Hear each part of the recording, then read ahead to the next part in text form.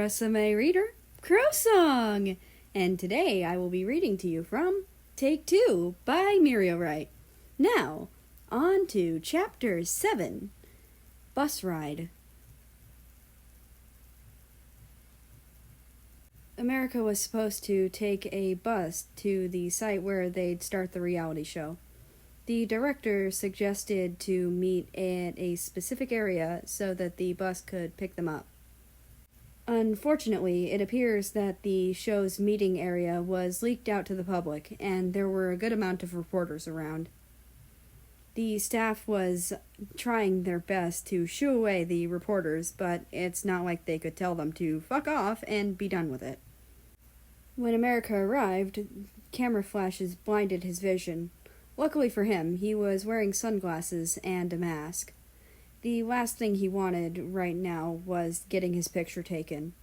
The headlines would end up being some over-exaggerated shit, as if America was going to try summoning a demon next. The reporters started bombarding him with questions right in his face, and they didn't even have any shame about the questions they were asking. A lot were quite a sore spot for the American, so he fought the urge to glare at them all and tell them to shut up. He remembered his manager's ecstatic look on her face when he told her he accepted the offer. Though America was also quite confused and wondering where the other actors were. Am I early? No, it doesn't seem like it. Not a second later, a hand suddenly grabbed his arm and pulled him behind the bus.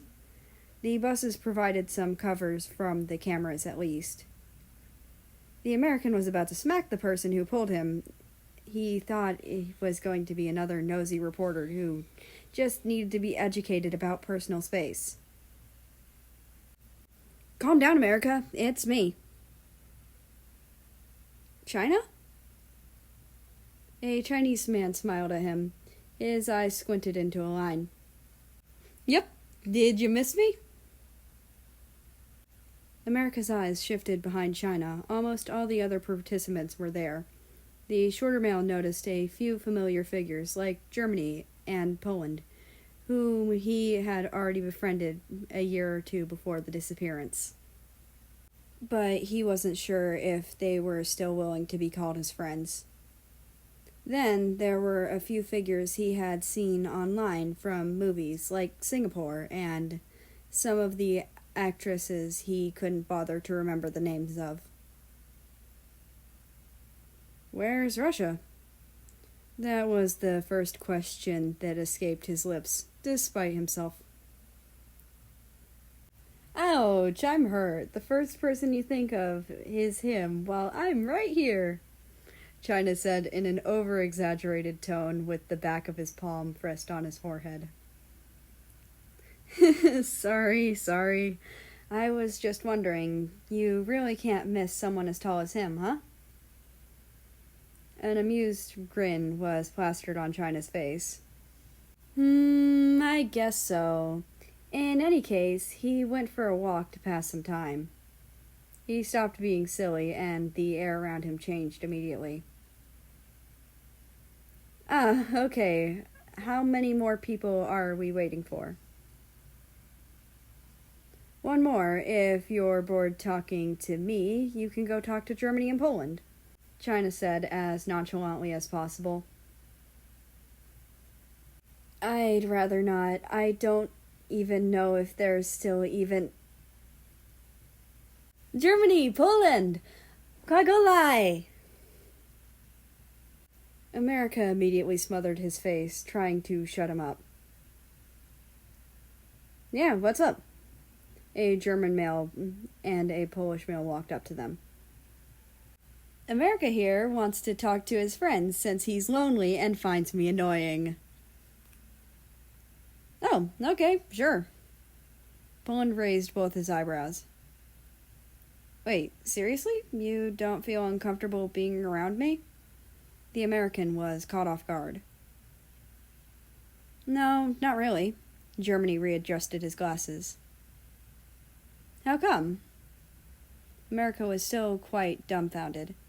Never in his life had he ever thought anyone would even bear to converse with him normally, other than a few people. "You're nice," both of them said at the same time, with blank faces. "It doesn't really work like that," America and China said in sync, with blank faces as well. Germany sighed. "In any case, I won't have an opinion on anything until it's completely confirmed. Rest assured, if it does get confirmed, I'd be dead before I get the chance to delete your number." Germany had the tendency to always talk in a monotone voice and have an expression that reveals nothing. Although he wasn't as cold as Russia, he does seem like someone who'd lack sympathy when you first meet him. "He's handsome, all right, but he seems like the person to buy his loved ones educational books rather than flowers on their anniversary." Which is what the internet says about him.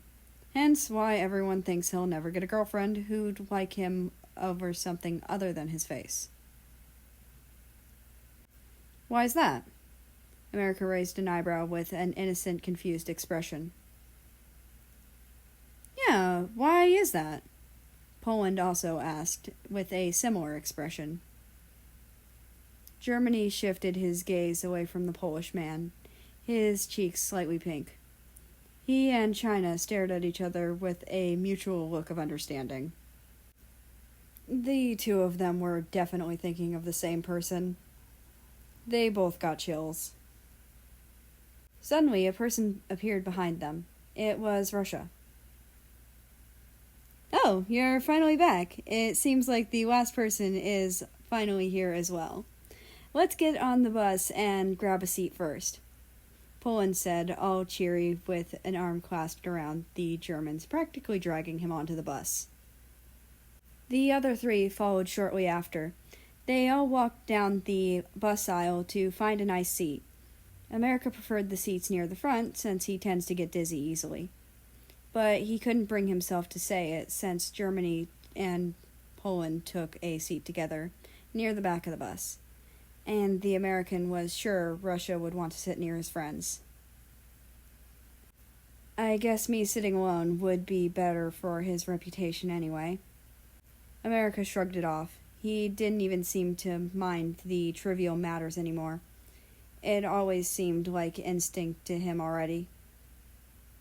But before they even reached the halfway point of the bus, Russia stopped in his tracks, and America accidentally bumped into him from behind. "How about we sit here near the front?" "Huh? Don't you want to sit near Germany and Poland? I'll sit by myself." "I want to sit with you, and besides, you get dizzy easily, so sitting near the front would be better," Russia said. America's eyes widened slightly. He was confused on how Russia knew that. It seems Russia noticed America's confused expression. "You told me once that you get dizzy easily, so you tend to sit near the front in bus rides." "Did I? I don't remember." "You never remember these kinds of things," Russia said with a smile. But it was a little bitter, though not noticeable at all. America rubbed his forehead from when he bumped into Russia a moment ago. "In any case, let's sit. You can have whichever seat you want," Russia piped. "I'll take the window seat then. Thanks." After America was seated, Russia sat next to him in the middle seat. The last seat next to the aisle was vacant. China noticed this and strolled up to them. "Can I sit here? I'd love to talk more and catch up with America," he joked. "No," Russia said with a smile. Okay, I know. I was just joking. Have fun and good luck." China waved goodbye before making his way to the back of the bus. There was a sound of chatter behind them. America kept sneaking glances at Russia, seemingly wanting to say something. "Do you have something you want to say to me?" Russia eventually asked, innocently with a genuine, gentle smile.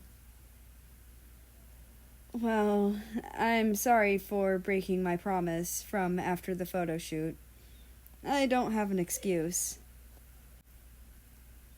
It's okay. I always knew you wouldn't give up an opportunity like this. I won't stop you from doing what you want to do. At the very least, I'll be there to accompany you. America blushed at his words. It had been a while since he'd heard such nice words from someone towards him. But there a bitter feeling at the back of his heart which reminded him of everything. But he was really thankful for the efforts. And that's the end of this chapter. I hope you enjoyed it as much as I did. Anyway, I'd like to invite you to join us on the Discord, which is linked down in the description below. That being said, I hope you have a nice rest of your day, night, or whatever it is for you. Just enjoy your time. And I will see you tomorrow.